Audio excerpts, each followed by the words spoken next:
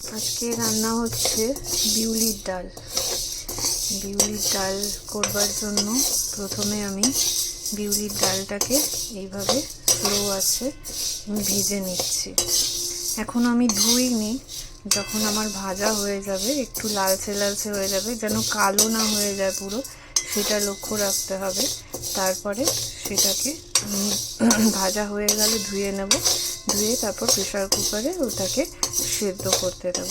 আগে আমি ভেজে নিই, ভেজে নিয়ে তারপরে প্রসিডিওরটা দেখাচ্ছি।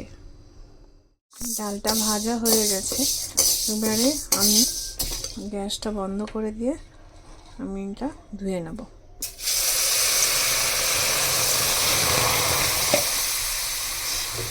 কয়েকবার আমি ধুয়ে নেব, ধুয়ে প্রেশার কুকারে বসিয়ে দেবো।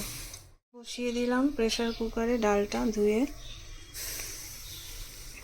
জাস্ট বসালাম। 10-12টা সিটি পড়লে তারপরে প্রেশার কুকারটা নামিয়ে ডালটা ঘুটে নেব। ডালটা আমার প্রেশার কুকারে সেদ্ধ হয়ে গেছে।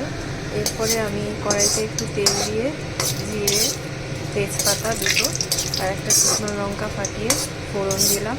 এরপরে আমি এই নারকেল কোড়াটা এখানে দিয়ে দেবো।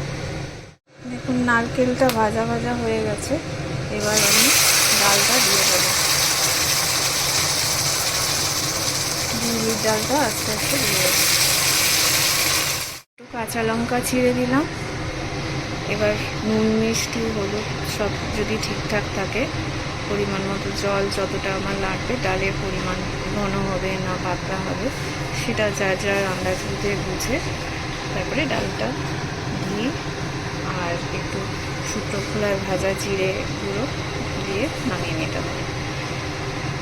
এখানে 300 মতো ডাল আছে, তাতে আমি এই ঘিটা দিলাম 1 চামচ, আর এই শুকনো খোলার ভাজা জিরে গুঁড়ো এটা আমি দিলাম 1.5 চামচ মতো।